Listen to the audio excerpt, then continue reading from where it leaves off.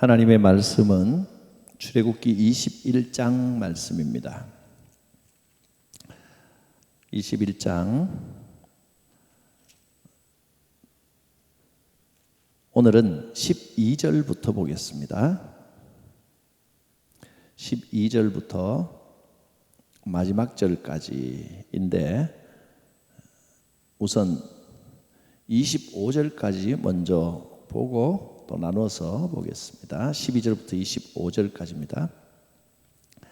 사람을 쳐 죽인 자는 반드시 죽일 것이나 만일 사람이 고의적으로 한 것이 아니라 나 하나님이 사람을 그의 손에 넘긴 것이면 내가 그를 위하여 한 곳을 정하리니 그 사람이 그리로 도망할 것이며 사람이 그의 이웃을 고의로 죽였으면 너는 그를 내 제단에서라도 잡아내려 죽일지니라. 자기 아버지나 어머니를 치는 자는 반드시 죽일지니라. 사람을 납치한 자가 그 사람을 팔았든지 자기 수하에 두었든지 그를 반드시 죽일지니라. 자기의 아버지나 어머니를 저주하는 자는 반드시 죽일지니라. 사람이 서로 싸우다가 하나가 돌이나 주먹으로 그의 상대방을 쳤으나 그가 죽지 않고 자리에 누웠다가 지팡이를 짚고 일어나 걸으면 그를 친 자가 형벌은 면하되 그간의 손해를 배상하고 그가 완치되게 할 것이니라. 사람이 때로 그 남종이나 여종을 쳐서 당장에 죽으면 반드시 형벌을 받으리노라. 그가 하루나 이틀을 연명하면 형벌을 면하리니 그는 상전의 재산임이라. 사람이 서로 싸우다가 임신한 여자를 쳐서 낙태하게 하였으나 다른 해가 없으면 그 남편의 청구대로 반드시 벌금을 내되 재판장의 판결을 따라 낼 것이니라. 그러나 다른 해가 있으면 갚되 생명은 생명으로 눈은 눈으로 이는 이로 손은 손으로 발은 발로 된 것은 된 것으로 상하게 한 것은 상함으로 때린 것은 때림으로 갚을지니라. 아멘. 여기까지 먼저 보았습니다. 우선 지난주에 우리 교회 그 장례 일정 때문에 따로 녹화할 시간이 없어서 녹화된 영상을 복습 재방송으로 올렸는데 여러분들이 유튜브에 올라와 있지가 않더라 하는 그 문의를 주셨습니다. 유튜브는 원래 한번 올렸던 영상을 또 올리려면 그 이전에 것도 다 지워야 이게 똑같은 영상이 안 올라가도록 자동으로 이렇게 설정을 해놔서 홈페이지를 보신 분들은 날짜가 잘 올라온 걸 보셨을 텐데 그 유튜브 우리 온라인 예배를 구독으로 해놓고 보시는 분들은 안 올라온 걸로 아마 그렇게 생각을 하셨던 것 같습니다. 지난주에는 예전에 했던 내용 가운데 10계명 강의, 10계명에 관한 내용이 저는 여러분 꼭 다시 한번 두 번, 세 번 좀 들어보시기를 권유를 드립니다. 그 10계명은 다른 어떤 뭐 책자나 이런 것들도 좋겠지만 간단하게 정확하게 10계명에 그 담겨 있는 하나님의 의도 또 10계명의 정신 그것이 구약 율법 전체를 그 포괄하는 어떤 원리가 되는 것이기 때문에 한번 꼭 다시 보시면 좋은데 찾기가 어려우시면 우리 홈페이지를 보시면 됩니다. 여기다가 홈페이지는요 이렇게 찾으시면 됩니다. 기본 주소가 있긴 한데 좀 어려운 것 말고 그냥 성광 SUNGKWANG 50년 됐으니까 50입니다. .com 하면 교회 홈페이지로 들어올 수 있고요. 영어 치기 어려우신 분은 그 검색함에 여기 네이버 또 뭐 있습니까? 구글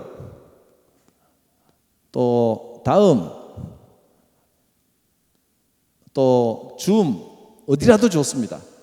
요 전체 호텔함에 이렇게 치시면 됩니다. 성광 교회 한 칸 띄우고 거룩한 빛 이렇게 하면 우리 성광교회가 1번 내지 2번에 떠오릅니다. 요거 반대로 쓰시면 안 됩니다. 바꾸어 하면 또 다른 교회 이름이 뜹니다. 성광교회라는 이름이 너무 좋다 보니까 전국에 하도 많아서 찾기가 어려운데 딱 요렇게 치면 우리 교회 홈페이지가 뜹니다. 혹은 뭐 아니면 제 이름을 치셔도 성광교회 홈페이지가 영상이 먼저 뜨는 경우가 있어서 이거보다는 이쪽이 더 낫습니다. 이거보다는 이쪽이 낫습니다. 이렇게 치면 뜨긴 뜨는데 여기에 포탈에 따라서 영상만 설교 영상만 쭉 뜨고 홈페이지가 안 나오는 경우도 있기 때문에 이렇게 해놨습니다. 성광교회 띄우고 거룩한 빛 이렇게 치시면 되겠습니다. 주소창에 이렇게 치면 제일 확실하고요. 자, 지난 시간에 십계명 이후에 이제 세세하게 펼쳐지는 세세하게 알려주시는 율법 중에 지난 시간에는 종에 관한 법을 살펴봤습니다. 종 해방에 대한 규정을 지난 시간에 했었습니다. 이 법을 볼 때는 그 당시의 법이기 때문에 이 법을 오늘날 그대로 갖고 오면 문화가 다르고 사회가 다르고 다 다르기 때문에 그대로 적용할 수 있는 게 아니고 원리를 보고 하나님이 원하시는 원리는 이것이구나 하는 그 원리를 오늘날에 적용시켜야 될 것입니다. 종해방 규정은 안식년 규정입니다. 매 안식년마다 종을 해방시켜줍니다. 히브리 종, 같은 종족의 종은 해방시켜주는, 또 땅은 희년에 매 50년마다 땅을 해방시켜줍니다. 원주인에게 돌려주는 이런 규정이 있었습니다. 특히 종 해방 규정은 종을 안식년에 해방시키는데 아내가 있을 경우 또 뭐 가족이 있을 경우 등등 나눠서 살펴보았습니다. 그것이 1절에서 11절까지 나오는 내용입니다. 그 내용을 지금 다시 살피지는 않겠고 한번 지난 영상을 들어보시면 되니까요. 거기에 핵심만 간단하게 뭐였는지 기억하기 위하여 살펴보고 지나가겠습니다. 첫째로 여기에서 볼 수 있었던 원리는, 첫째로 하나님께서 우리가 이 땅에 사는 동안 무조건 공동 소유나 그게 아니고 아무리 영적인 공동체라도 사유재산이 인정되더라라고 하는 사실을 살펴봤고요. 이 사유재산은 건 경제 문제죠. 이 땅에 살면서 이 경제라고 하는 문제가 결코 만만하게 볼 문제가 아니다 하는 것입니다. 경제, 우리가 이 땅에 일어나고 있는 수많은 사건이나 아니면 생활이나 이런 것들이 경제 문제하고 뗄래야 뗄 수가 없는 게 많더라는 겁니다. 여기에서 첫째는 경제 문제에서 우리가 분명한 원리를 가지고 자유로워져야 이 삶을 제대로 살 수 있습니다. 경제에서 자유로워진다는 말은 돈이 없다라는 뜻이 아닙니다. 돈은 있을 수도 있고 없을 수도 있습니다. 사도 바울이 빌립보에서 고백했던 것처럼 내가 풍부에 처하든지 궁핍에 처하든지 일체의 비결을 배웠다 그랬습니다. 비결, 돈은 일체의 비결을 배웠다. 이 비결을 배워야 됩니다. 경제 문제에서 풍부에도 처할 줄 알고 궁핍에도 처할 줄 알고, 풍부하냐 궁핍하냐 이게 문제가 아니라 어떤 상황이 있든지 하나님이 원하시는 바대로 할 수 있는 그 신앙의 원리가 분명해야 된다는 겁니다. 분명히 우리 생활은 항상 이 돈 문제, 즉 경제 문제하고 밀접하게 연관이 돼 있습니다. 이 사유재산을 인정한다는 말은 그 말입니다. 밀접하게 연관이 돼 있는데 이것을 돈이 있어야 된다, 돈이 없어야 된다 이게 아니고 일체의 비결, 분명한 원리를 가지고 살아야 되는데 그 원리가 뭐라고요? 청지기입니다. 청지기 개념입니다. 우리는 특히 돈에 있어서 청지기 개념을 가지고 부족하면 부족한 대로 하나님이 주신 사명이 있고 이게 풍성하게 남으면 와, 많이 남았다 좋다가 아니라 이걸 하나님이 이것 통해서 뭘 원하시는지를 알고 우리는 관리자로서 하나님이 이 땅에서 우리에게 맡겨주신 것을 관리하는 관리자로서 어떻게 해야 되는지를 기도하며 잘 생각하며 해나가야 된다. 이것을 여기에서 우리가 이 내용 하나하나 다 살펴보진 않겠지만 결론은 이런 결론이었습니다. 두 번째, 지난 시간에 했던 내용이 하나님께서는 모든 인간을 기본적으로 하나님의 형상을 가진 존재로 봐야 한다. 인간은 하나님의 형상을 가진 존재이기 때문에 우리는 언제나 인권이라고 하는 생각을 하면서 살아야 한다. 즉 생명을 중시해야 한다 하는 것을 이 율법을 통해서 배웠었습니다. 자, 지난 시간 크게 이 두 가지 내용을 중심으로 했고요. 자, 오늘은 살인죄에 대해서 나옵니다. 살인. 당연히 살인은 죄가 됩니다. 살인이 왜 죄가 됩니까? 사람을 죽이니까 죄가 됩니까?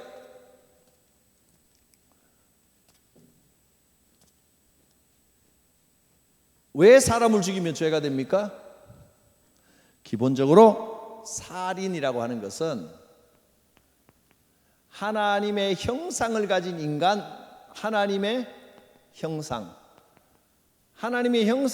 가진 인간을, 이 형상을 인간이 함부로 해서는 안 된다, 함부로 할 수 없다라고 하는 원리입니다. 모든 인간에게는 그가 죄인이든 아니든 어떤 사람이든 하나님의 형상을 가지고 있습니다. 우리 인간은 하나님의 형상인 동시에 죄의 본성을, 이 두 가지를 다 가지고 있는 겁니다. 어느 한쪽만 가지고 있는 사람은 없습니다. 자, 여기서 이제 살인의 고의적인 살인과 고의적 살인, 또 과실로, 실수로, 과실치사 또는 그 뭐라 그러죠? 미필적 고의라 그러나? 고의는 아닌데 그냥 안 말린 거, 알고도 그냥 미필적 고의, 이거는 이쪽에 들어가네요. 자, 작정하고 고의적으로 살인을 한 사람은 어떤 경우에도 용서하지 않습니다. 어떤 경우에도. 심지어는 원래 제단 위에는 무기를 들고 올라가거나 제단 위에 올라간 사람은 아무리 죄인이라도 끌어내지를 못하는데, 살인한 자는 제단 위에 올라가 있을지라도 끌어내려 죽이라 그랬어요. 끌어내려 죽이라. 이 말은 이건 어떤 경우에도 반드시 그 대가를 치르게 하라는 겁니다. 기본적으로 죽일지니라, 죽이라. 어떤 경우에도 무조건, 이거는 어떤 경우에도 무조건 죽입니다. 해필 다른 것도 아니고 이 죽이라가 나오니까 좀 무시무시한데, 죽인 자는 죽임으로 갚는 이런 법이 그 시대에는 이게 일반적입니다. 여기서는 좀 이따 또 설명을 하겠지만 왜 이렇게 갚아주느냐 하는 것은 그 당시에 그 문화와 또는 일반적인 법과 상식과 관련이 있습니다.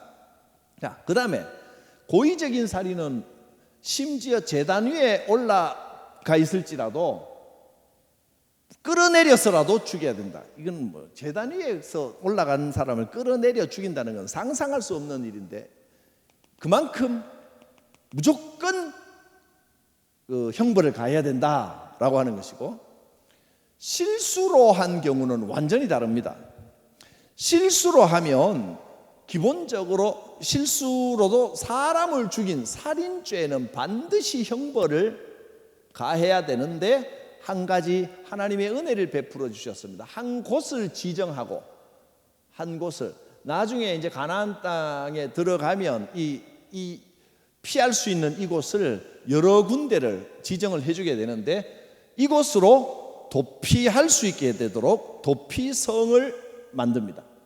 그리고 지금은 뭐 출애굽 시대, 광야 시대에는 성을 딱 지정할 수는 없는 거고 그냥 도피할 곳, 도피할 자리를 만들어주고 이리 도망가면 끌어내서 형벌을 가하지 못합니다. 여기선 분명히 죄를 지었지만 죄를 덮을 수 있는 정죄, 이 안에서는 정죄가 없습니다. 형벌이 없습니다. 죄를 피할 수 있는 한 곳을 마련해 두라 하는 겁니다. 뒤에 나오는 모든 부분들을 살펴보면 여기는 이 살인을 살인으로 갚아라는, 끔찍하게 갚아라는 뜻이 아니고 어떤 죄를 짓든지 죄라고 하는 데는 반드시 형벌이 따라간다, 이걸 지금 가르쳐주고 있는 거예요. 그 대가가, 형벌, 대가가 있다. 대가가. 그 뒤에를 먼저 보면 23절 이하를 보면 이렇게 원칙입니다. 생명은 생명으로, 눈은 눈으로, 이는 이로, 손은 손으로, 발은 발로, 대인 것은 대인 것으로, 상한 것은 상으로, 때린 것은 때림으로 갚아라. 똑같이 갚아주라. 이 이야기가, 이 가르침이 당했으면 똑같이 갚아주라라는 의미를 강조하려고 하는 게 아니고, 이 말은 이겁니다. 죄에는 반드시 대가가 있으니, 눈에는 눈, 이에는 이, 대가입니다. 반드시 죄에는 그에 상응하는 대가로서의 형벌이 있기 때문에 죄를 두려워하라라는 말씀을 지금 가르침을 주고 있는 거예요. 죽이라라는 말은, 죽음이라고 하는 것은 뭐 생명을 빼앗는 건 가장 큰 건데, 이 살인, 이 시대는, 우리는 지금 살인은 큰 죄고 도둑질은 적은 죄고 이런 생각을 갖고 있는 시대를 살고 있지만, 이걸 염두에 둬야 돼요. 이 시대에는 살인이 더 큰 죄다, 도둑질은 적은 죄다, 반드시 그렇지는 않아요. 어떤 명예를 위해서는 살인을 하기도 하고 생명의 귀중함을 잘 모르는 시대에 하나님께서는 기본을 알려주시는 겁니다. 인간이라고 하는 것은 하나님의 형상을 지니고 있는 존재이기 때문에 세상에서 가장 큰 죄는 하나님의 형상을 인간이 말살시키는 죄입니다. 또 직접적으로 목숨을 빼앗지 않더라도 인간으로 하여금 인간이라고 생각하지 못하게끔 인간이 아닌 취급을 하는 것도 살인에 준하는 죄라고 볼 수 있습니다. 그러니까 이 노예제도라고 하는 것은 살인에 가까운 죄입니다. 실제로 그 과거 미국에서 흑인 노예제도를 하면서 그 남부 백인들이 성경을 인용하면서 노예제를 막 정당화하고 그랬죠. 성경을 구절구절 떼가지고 자기들 마음대로 해석을 하기 시작하면 그렇게 정반대로 해석도 되는 겁니다. 성경은 처음부터 율법을 이야기하는 초기부터 인간에게 부여한 하나님의 형상, 이것을 굉장히 강조합니다. 이것을 무시하는 자는 반드시 그 대가가 있고 형벌이 있다. 그것도 가장 큰 형벌을 받는다는 겁니다. 살인은 그래서 가장 무서운 죄입니다. 근데 실수로 사람이 살다 보면 여러 가지 상황이 있기 때문에 실수로 이런 일을 하게 되는 경우는 하나님이 은혜를 베풀어 주는, 나중에는 도피성이라고 불리는 이 자리를, 은혜의 자리를, 피할 수 있는 자리를 마련을 해 주셨습니다. 자, 첫째, 제가 이걸 했습니다. 첫째는 고의살인자. 오늘 한 게, 첫째는 고의살인자. 이건 하나님의 형상을 죽이는 것이기 때문에 가장 큰 죄다 하는 것이고요. 두 번째, 아무리 큰 죄를 지었더라도, 아무리 큰 죄를 지었더라도 실수에 대해서는 하나님이 도피할 수 있도록 은혜를 베푸신다. 이게 두 번째입니다. 어떤 실수도 실수에는 하나님이 은혜를 베푸십니다. 살인이라 할지라도. 자, 세 번째 15절에 보면 자기 아버지나 어머니를 치는 자는 반드시 죽일지니라. 존속, 특히 부모를 상해하는 경우, 다치게 하는 경우, 또 존속 상해. 세 번째 존속 상해. 그 다음에 16절 사람을 납치하는 자, 납치해서 그 사람을 팔든지 자기 노예로 삼든지 납치. 그 다음에 상대방을 여기까지 일단 상대방을 쳐서 자리에 놓고, 이건 또 다른 이야기이죠. 싸우는 거는 16절부터 나왔네요. 그치, 16절, 17절. 자기 아버지나 어머니를 저주, 이것도 나왔네. 저주. 가족, 부모를 저주하는 자. 존속, 여기도 부모인데, 부모를 때려서 다치게 하거나 사람을 납치하거나 부모를 저주하는 것은 이 같이 들어갑니다. 여러분, 반드시 죽일지니라 하셨습니다. 전부 사형. 혹시 부모님 욕하는 거 하고 저주하는 거 하고 어디까지 거리가, 아무튼 부모에 대해서는 함부로 흉보고 욕하고 하면 사형에 해당합니다. 왜 그러냐면 이 일들은, 자, 묶어보면 이게 어떻게 묶이겠습니까? 이 일들은 굳이 묶을 건 아니지만 나란히 나와 있습니다. 사형이라고. 이것은 하나님의 창조 질서에 관한 겁니다. 첫째는 이게 살인, 하나님의 형상에 관한 거였습니다. 두 번째는 하나님의 창조 질서를 어기는 일들입니다. 가정은 하나님이 주신 하나님의 질서가 있는 곳입니다. 사람을 함부로 납치해서 팔다, 이건 하나님의 질서를 어지럽히는 행위입니다. 부모를 저주하는 것도 마찬가지입니다. 여기는 사형에 해당합니다. 하나님의 창조 질서를 어지럽히는 일, 창조 질서를 어지럽히는 일은 사형에 해당합니다. 자기 분수를 지켜야 됩니다. 그 다음에 폭행이 나옵니다. 폭행. 18절부터 싸우다가 하나가 돌이나 주먹으로, 돌로 치면 좀 무기를 사용하면 죄가 큰데, 어쨌든 때렸는데 죽지 않고 자리에 누웠다가 일어났으면 친자가 형벌은 면하되, 그러니까 사형시킨다든가 자기 몸을 상하게 한다든가 이런 형벌은 면하는데 모든 손해를 다 배상해야 됩니다. 오늘날과 비슷한 합리적이죠. 죽으면, 쳤는데 죽으면 위에 이제 고의적인 살인 내지는 실수, 여기에 해당해서 처벌을 하는 거고, 안 죽고 일어나면 다 완치될 때까지 책임져야 됩니다. 여러 가지 상황들이 나오는데 이 상황들은 또 임산부도 나옵니다. 임산부는 더 이 죄보다 더 큽니다. 임산부가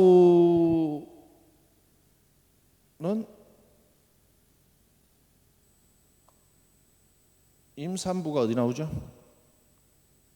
22절. 사람이 서로 싸우는데 알았든 몰랐든 임신한 여인을 쳐서 낙태를 시켜버리면, 근데 몸은 괜찮고 낙태만 됐다, 그러면 이제 벌금을 엄청 내야 됩니다. 남편이 청구하는 대로. 그러나 다른 해가 있으면 임산부는 좀 심각하게 다룹니다. 그 임산부가 낙태한 것뿐이 아니라 어딘가에 손을 다쳤다, 손은 손으로 갚으라는 겁니다. 눈은 눈으로, 발은 발로, 그러니까 이렇게 갚으라, 그런 내용인데, 여기는 하나하나 다 살펴보기보다는 인간이 사는 삶에 여러 가지 상황들이 있다. 하나님께서 이 법을 지금 어떻게 보면요, 이렇게 나와 있습니다. 앞에 보면 살인죄는, 살인한 자는 죽이라, 묻지도 따지지 않고 무자비하게 이 법은 그냥 네가 사람을 죽여 저놈 죽여 끝 사정 따지지 마 이러는 것 같지만 상세히 살펴보니까 어떻습니까? 기본 원리를 담고 있고 그리고 각자의 상황에 따른 여러 가지 상황들을 잘 살피시는 하나님이시지 이 법도 이 법 자체도 무자비한 법이 아니라 인간의 각자의 그때 그 상황을 살피시는 하나님이시라는 것을 볼 수가 있습니다. 여기까지 정리하고요. 그 다음에 28절부터 한번 보겠습니다. 이번에는 기르고 있는 짐승이 소가 다른 사람을 해칠 경우 요새 그런 기사도 나더라고요. 개가 딴 사람 물어가지고 뭐 죽게 하고 다치고 뭐 이런 것도 법에 이렇게 상세하게 기록을 해놨다는 겁니다.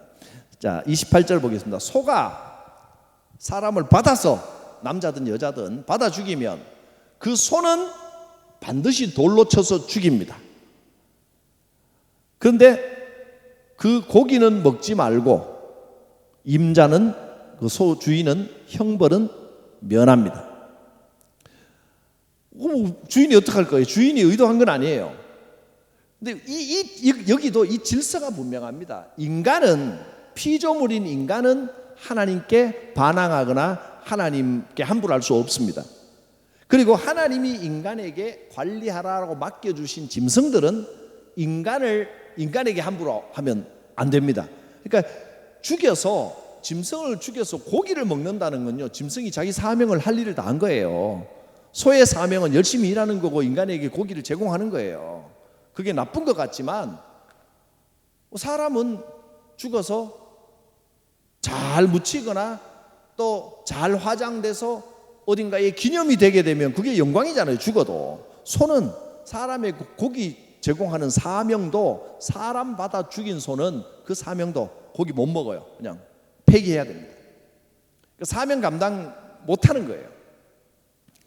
그리고 임자는 괜찮습니다. 소는 형벌을 받는 거예요. 틀림없이. 무조건 소든 인간이 사람이든 하나님의 형상인 사람을 해치면 가장 큰 형벌을 받습니다. 소에게 짐승에게 가장 큰 형벌은 고기도 못 되는 거예요. 소가 고기 되는 게 나쁜 것 같지만 그거 좋은 겁니다. 자기 할 바를 다 한 거예요. 근데 이런 고기도 버려야 됩니다. 못 먹습니다. 29절 소가 원래 잘 치받는 버릇이 있는데 임자가 그 주인이 그거 좀 조심해야 됩니다. 저 소 경고를 받고도 단속 안 하고 목줄 안 매고 그래서 놔둬서 누구를 받아서 죽이면 이 주인이 고의적인 살인을 한 거나 똑같이 본다는 겁니다. 주인도 함께 죽이라. 만일 그에게 속죄금을 부과한다면 무릇 그 명령한 것을 생명의 대가로 낼 것이요. 이 무지무지 많이 내야 됩니다. 이런 경우는 죽는 대신 내 생명을 구원해 주면 속죄금을 내겠다라고 하면 생명에 해당하는 엄청난 돈을 내야 된다 그런 거죠. 아들을 받든지 딸을 받든지 이 법규대로 그 임자에게 행할 것이며 아들이나 딸을 종으로 노예로 주라는 거예요. 소가 만일 남종이나 여종을 받으면 소 임자가 은 30세겔을 그 상전에게 줄 것이요 소는 돌로 쳐서 죽일지니라. 그 다음에 또 구덩이 규례도 있습니다. 이건 전부 다 세상에서의 책임. 지금까지는 서로의 책임이었는데 지금까지는 세상에서의 책임 또는 재산상의 책임들이 나오는 겁니다. 네 번째, 세상 책임. 세상에서의 책임. 소가 어떤 사람을 받아 죽였다. 여기에도 재산으로도 갚을 수 있는, 여기는 이 살인은 고의적인 직접적인 살인은 재산으로 대신할 수 없습니다. 이건 암만 부자도 무조건 죽이는 겁니다. 어떤 경우에도 죽이는 겁니다. 그런데 이런 경우는 여러 가지 상황들이 있기 때문에 내가 관리 못해서 다른 사람을 받아 죽였을 때는 거기에 해당하는 그 형벌을 받아야 되지만은 재산으로도 대신할 수 있다. 그런 이야기고, 마지막 33절부터 보겠습니다. 사람이 구덩이를 열어두어서 구덩이를 안 덮어서 소나 나귀가 거기 가다가 빠지면 구덩이 주인이 보상을 해야 됩니다. 임자에게, 그 구덩이에 빠진 소 임자에게 돈을, 그 해당하는 충분한 돈을 주고 죽은 짐승은 자기가 갖고 온다. 또 이런 경우 이 사람의 소가 저 사람 소를 받아 짐승끼리 죽이면, 별 내용 다 들어있죠 성경에. 이렇게 상세한 내용들을 기록한 것은 하나님께서 지금 이 광야에서 일어나고 있는, 이 광야에서 가다가 또는 이렇게 이제 광야에서 구름 기둥이 멈출 때는 한 1년씩도 멈춰 있거든요. 그때 일어날 수 있는 세세한 내용들을 하나님께서 인간 세상에 일어나는 이런 일들을 세세하게 지시하시고 관심을 가지셨다라고 하는 걸 알 수가 있습니다. 하나님께서는 우리의 삶에 무관심한 하나님이 아니십니다. 지금 여러분이 당하고 있는 그 상황과 그 모든 그 여건들을 하나님 다 살펴보고 계십니다. 이 사람의 소가 저 사람 소를 받아 죽이면 살아있는 소는 팔아 그 값을 반값으로 나누고 죽은 것도 반반 나누려니와, 그 소가 원래 받는 버릇이 있는 줄 알고도 임자가 단속을 안 했으면 소는 그 사람 줘야 됩니다. 뭐 이런 등등의, 지금 보면 거의 관계에 관한 내용들입니다. 서로서의 관계에 관한 걸 명확하게 이렇게 정리를 해 주셨고, 재산상의 책임에 대해서도 분명하게 정리를 했습니다. 자, 오늘은 사실 뭐 이런 상황들을 다 살펴보고 이렇게 마치려니 뭔가 좀 강렬한 뭔가 이 메시지를 드리고 싶은데 지금은 어쩔 수가 없습니다. 이렇게 진도 나가면 하나하나 살펴봐야 또 성경이 익숙해지는 거니까 오늘은 이 부분 이렇게 봤다 이렇게 생각하고, 다음 주는 도둑질에 관한 내용, 그리고 도둑질과 도덕성에 관한 내용입니다. 오늘 출애굽기 21장까지 마무리하는 것으로 이 시간을 정리하겠습니다. 기도하겠습니다. 거룩하신 하나님, 이 율법의 법전에 나타난 하나님의 뜻과 의도를 잘 알고 하나님의 뜻에 맞는 삶을 살게 하여 주옵소서. 하나님의 형상을 귀하게 여기고 하나님의 형상을 받은 인간을 귀하게 여기고 사람을 돕고 사람을 위하여 기도하며 사람을 위로하며 하나님의 창조 질서를 따라 살아가는 우리의 삶이 되게 하여 주옵소서. 우리의 모든 어려운 여건과 상황들을 하나님은 다 알고 계시고 우리 마음 중심을 보시고 우리의 삶의 일거수일투족을 함께 하시는 하나님이심을 이 법을 통하여 다시 깨닫고 발견하게 하여 주옵소서. 예수님의 이름으로 기도드립니다. 아멘. (337장) 내 모든 시험 무거운 짐을.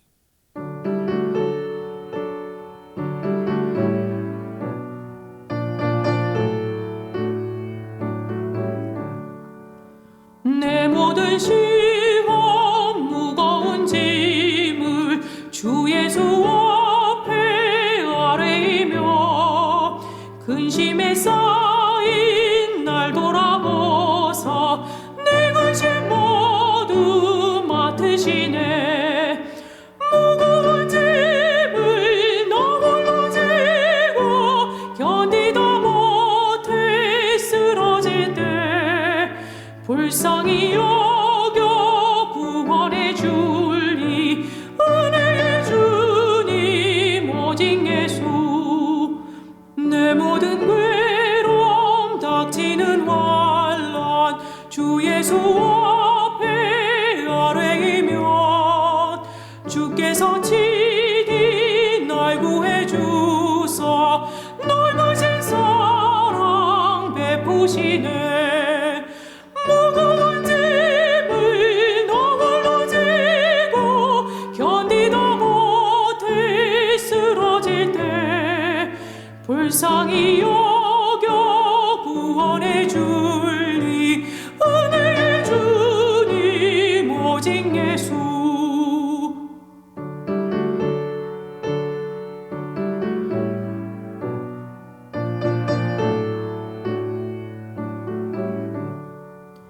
내 짐이 점점 무거워질 때 주 예수 앞에 아뢰이며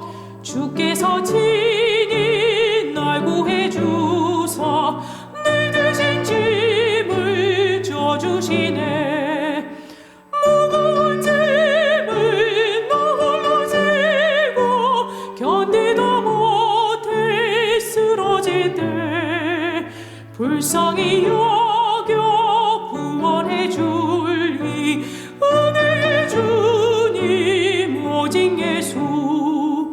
마음의 시험 무서운 죄를 주 예수 앞에 아뢰이면 예수는 너의 능력이 되사 세상을 이길 힘 주시네.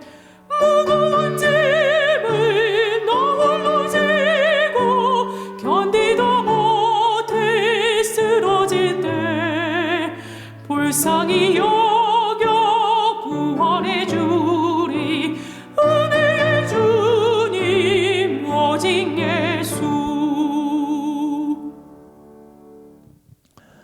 이제 함께 조용히 묵상기도 드립니다. 한 1분간 우리의 삶을 지켜주시는 하나님, 이 모든 어려움에서 속히 건져 주옵소서. 이 어려움 통하여 깨닫는 하나님의 뜻이 있는 줄 믿습니다. 주의 코로나19 상황이 속히 지나게 하시고 우리 일생을 속히 회복할 수 있게 하시며 이 과정에 정말 힘들고 어려움을 겪는 이들에게 역사하시고 위로하여 주옵소서. 조용히 우리 함께 기도드립니다.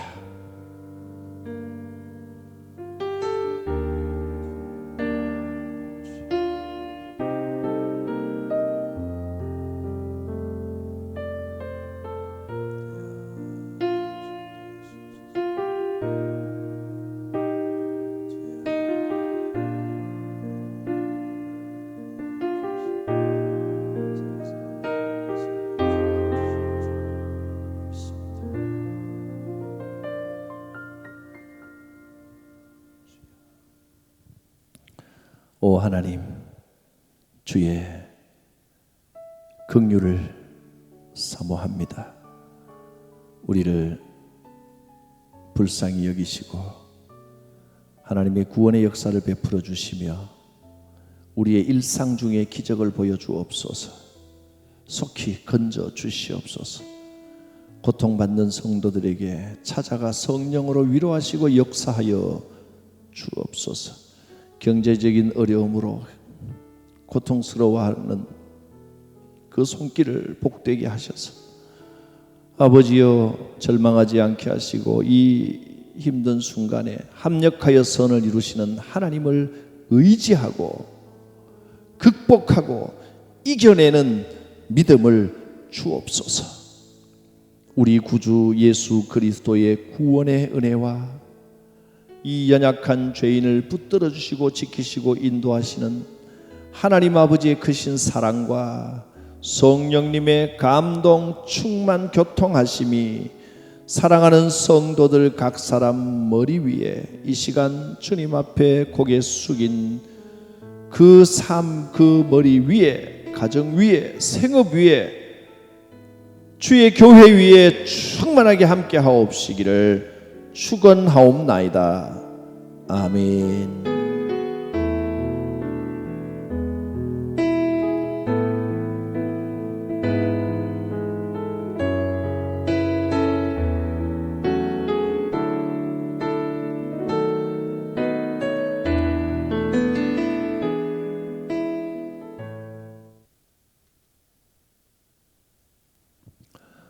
수고했습니다. 앞에